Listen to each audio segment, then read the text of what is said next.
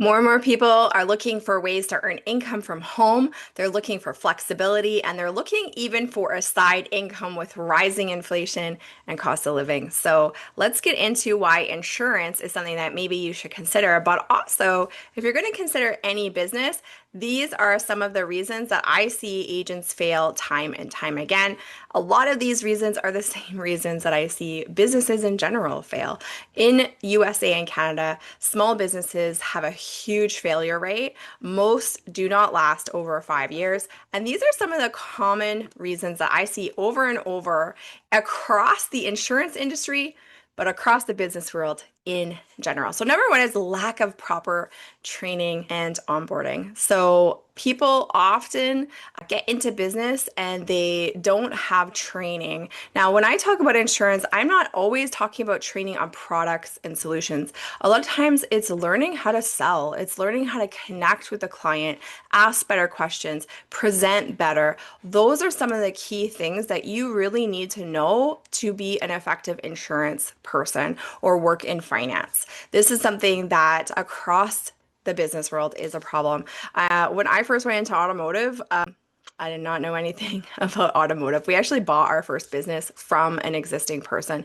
And in our contract, it said that he was supposed to train us for, I think, 6 months. But our lawyer failed to define that really effectively. And so training to him was coming to the shop and just hanging out in the back all day and then leaving. Like he literally taught us nothing. And so this isn't a problem just in insurance and finance. It is a problem in general. People don't have proper training and education. And when I open up, though, a lot of financial agents' plans, say I'm sitting down with a prospect and I'm reviewing what they already have set up, a lot of times what I see is wildly concerning. And so there is a lack of proper training in the insurance industry. That's something that I'm really proud of our team, that our agency, that we are working so hard to correct at all levels, from the MGA, IMO level right down to our team. We really believe in not only training on, say, recruiting and building an agency, we believe in training agents how to be excellent at their craft. Number two, this is huge, poor time management and organizational skills. I often call it quiet quitting. Someone comes on board, they tell me their hopes and their dreams, they're excited to get going, but slowly or surely they don't show up for training. They don't show up for team meetings. They don't organize their schedule to make it inevitable that they win. And it looks like this. You sign up for your insurance course and you are going to study tomorrow night, but you come home from work, you're tired, and you put it off. And putting it off becomes 1 week, 2 weeks, 6 months. And then sometimes you just feel so embarrassed that you didn't follow through that you stop coming, you stop communicating to your trainer, and you just quit. No one really, I think, looks at it and says day one, day two, day three, or even 6 months in and says, oh, I don't want to continue with this.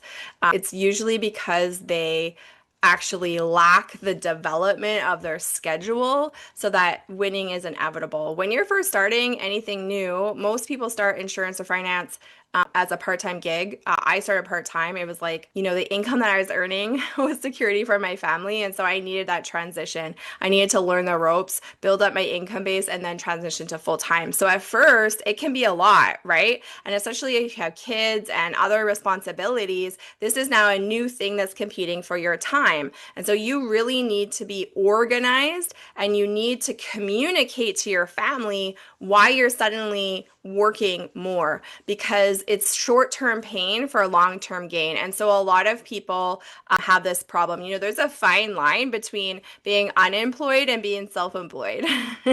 Most people, when they say, I want to be my own boss, well, they don't even show up for themselves like they did for their boss. And so poor time management, lack of setting a schedule and sticking to it is something that is a huge issue in the insurance finance industry and, of course, in the business world in general.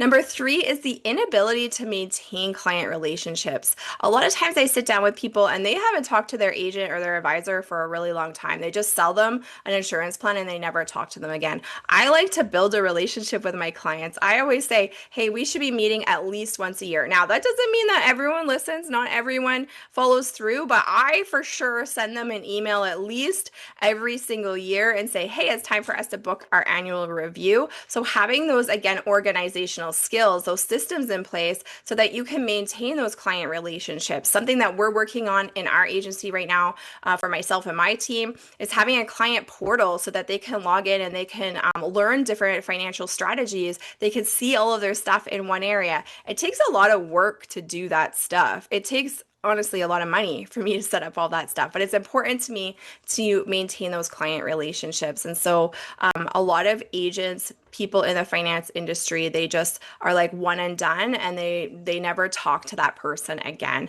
I want to make sure that I'm having a continuous relationship with the person that I'm working with. Number 4 is failure to adapt to industry changes and technology. Hey, I just said we're setting up a client portal. We're doing different automations. We're constantly investing money and time to try and improve the client experience, try and improve our efficiency. And right now, there's a lot of changes out there. There's AI and automations and things that are coming out. And if you are someone that isn't at least implementing some of these tools, number 1, you're working harder, not smarter, but you're probably going to get outpaced in the industry by an agent that is using those tools. Number 5 is just a lack of persistence and resilience in facing rejection. Hey, no one wants to hear no, but it's part of the process. And so focusing on the no and the rejection is never going to get you to the success level that you want. It's just part of the game.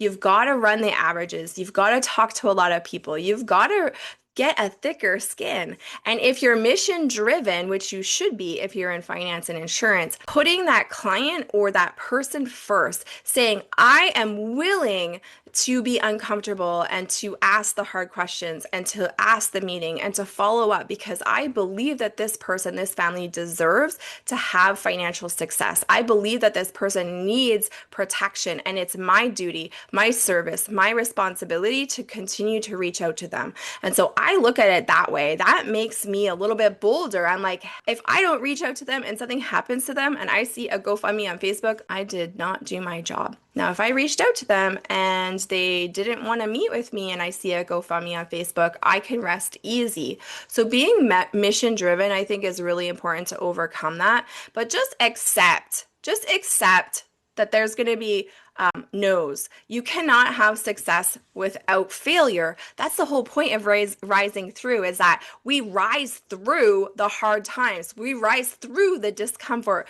We rise through all of those things that, can be seen as a failure, but we turn it into a success. They can become the greatest opportunity for us to learn and grow as humans.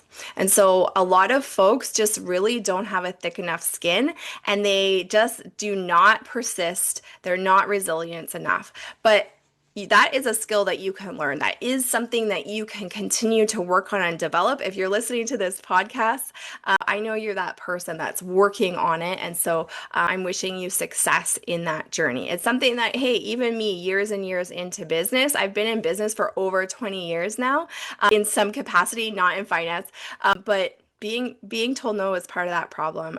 Having some failures along the way, stumbling, learning how to get up, that's all part of the process. It's making you better at your craft. It's making you, I think, a better person, a better spouse, a better parent, a better person in our society. So failure is just part of the human experience. So get over it and move on. Number 6 is poor communication and sales skills. You've got to learn your craft. You've got to practice. So many agents don't want to practice with me. I have regular practicing sessions with my agents, and not a lot of people show up. If you're not comfortable getting uncomfortable in front of your coach, how are you going to get uncomfortable in front of a client? How are you going to get better at what you do? And it's not just about making the sale.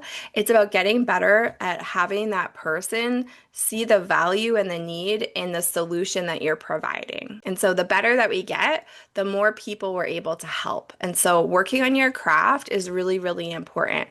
Do not just rely on your team and your company to teach you all of the skills. You're probably going to need to watch some YouTube videos on sales tonality and objection handling. Heck, maybe you're going to hire an outside coach, take some classes, some programs, so that you can continue to level up your skills and become really really, really good at what you do. Number 7 is not understanding the compliance and regulatory requirements, or well, sometimes just not caring. Unfortunately, in the insurance finance industry, there is a lot of bad actors. There's a lot of people out there that are just focused on the sale because we can make incredibly high income per sale. That sometimes drives people to push the boundaries on compliance. That sometimes, unfortunately, causes people to do the wrong thing. Sometimes people are so focused on being, let's say, the company's leaderboard person that they push the boundaries of regulation and they just don't do the right thing for the client. And sometimes they just don't understand. So making sure that you understand compliance and even beyond compliance, making sure that you're always doing the ethical right thing for the client is something that I feel like is super important. And ultimately, you can't do the right thing long enough and not win. And you can't do the wrong thing for very long and keep winning. Number 8 is that ineffective prospecting and lead generation. Most agents just don't have enough people to talk to. And when I ask to see their calendar, when I ask to see their activity, there's not a lot. Unfortunately, in this business, you've got to talk to people to make a sale. Some people turn to leads. Some people want to buy advertisements or leads as a shortcut, and it works for some people, but that's an incredibly expensive way to do business, and you're always on this hamster wheel.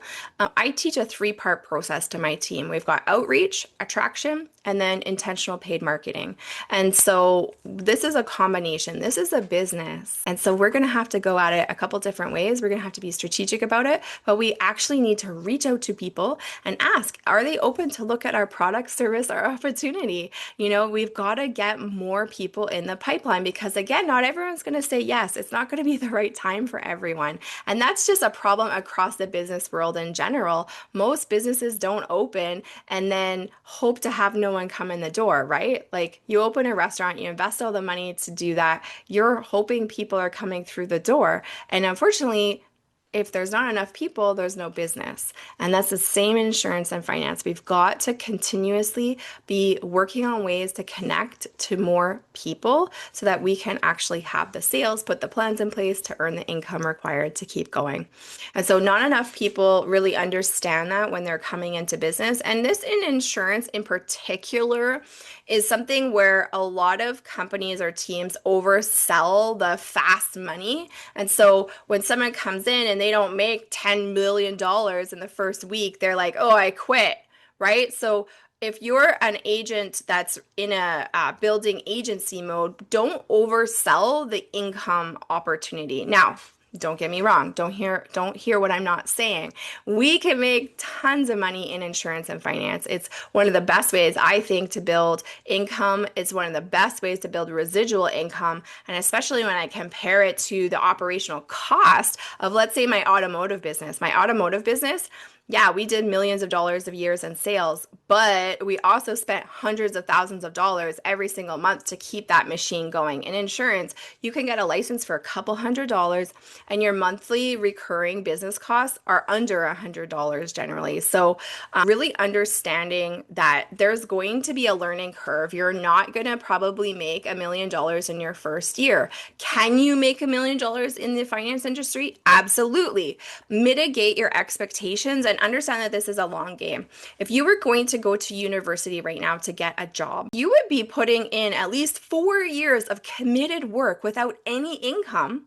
In fact, you would be paying them tens of thousands of dollars to go through that program just for the hope of having a job at the end of that program. Instead, look at your insurance journey the same way. Commit to it all out. Have a financial plan so that you can continue to do what needs to be done to grow your business and stay in business long enough to reach that success level. It's like pushing a boulder up a hill, up a mountain even. It's really hard at the beginning. We're learning all kinds of new things. We're building our time management skills. We're learning how to deal with clients. But if you keep working at it long enough, and that long enough is different for every person. If you keep working at it long enough, eventually you'll be chasing the boulder down the mountain. I I have more appointments than I can physically do. And I am so blessed to be in that position. But it took me a bit to get there. It took me a while to build that up. Number 9 is lack of clear goals and business planning. Again, this is a business. This is not a job. Have some sight. Have some ability to vision where you're going and what you want to do and what it's going to take to get there, because you really can do whatever you want in this industry. You just got to plan it, vision it, and stick to it long enough to do that. But a lot of people in life, they just don't have goals. They're just, trying this, trying that. Oh, this doesn't feel good. This feels uncomfortable, and they just quit because they don't have enough of a plan, of a vision that they're sold out to keep them going through the hard times. So that's not a problem just in insurance and finance. That for sure is a problem across the world. And number 10 is a negative mindset. You've got to do whatever it takes to fill your bucket.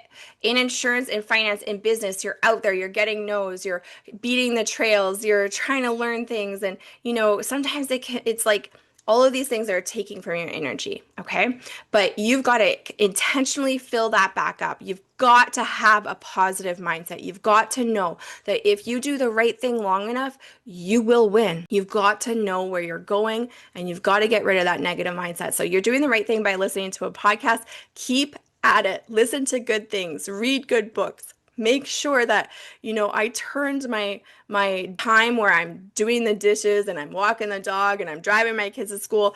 I am constantly listening to podcasts. I'm constantly trying to refill that so that I can continue to learn, so I can continue to level up, so I can continue to be the best agent and leader for my team. And I would say number 11 is being in the wrong firm, in the wrong environment. Who you're around really matters. The opportunity that you're in really matters. Not every company is equal. And that was probably one of my first mistakes when I first entered into the finance industry is, I really built some great relationships. I learned a lot at the first company I was with, but it didn't have the long-term depth of opportunity to get me where I really needed to go. Was very low paid compared to, let's say, where I am now, other options in industry. I didn't own my book of business, so it wasn't really a business, was it? It was just a commission income. And I had no ability to ever own part of the MGA IMO. And so making sure you might have entered into the insurance finance industry, just someone came, they approached you, they showed you an opportunity, it sounded good, and you got started. But maybe now it's time to take a look around and see, where is my next stage? Where am I needing to be to really be successful long term? Right now, the firm that I'm with, not only, of course, are we paying more than, let's say, where I came from or many other IMO MGAs, we're giving ownership to agents from day one. You own your agency, and we have great legacy programs. If you die or become disabled, or retire, we want to make sure that we have that transition plan taken care of you. But what really I'm excited about right now is our 4-pillar process that we're a part of. So we are trying to not just be a part of having the upfront commission that agents have always been a part of, but we're trying to own the whole game, the whole ripple effect of the economy that is created when we put a plan or a solution in place for a family. And that is amazing of an opportunity. I missed Amazon, I missed Google, I missed all of those IPOs, but I am not missing this IPO. Now, where that goes, we'll see, but I know I'm in the game and I'm here to win long term. So if you're an insurance agent and you aren't sure if where you are is the right place long term, if you haven't actually compared your comp plan, your contract, your long term opportunity to someone like Xperia or AOG, I'd love to have a conversation with you. But overall, I am rooting for you and your success, not only in insurance, but in business. This, I believe, is something that is a mission that we need to fulfill. It's not okay that so many people pass away and don't have coverage and their family is left financially devastated. It's not okay that when someone gets critically ill that they don't have protection to help them through that phase. It's not okay that most people end up at retirement age with not enough saved.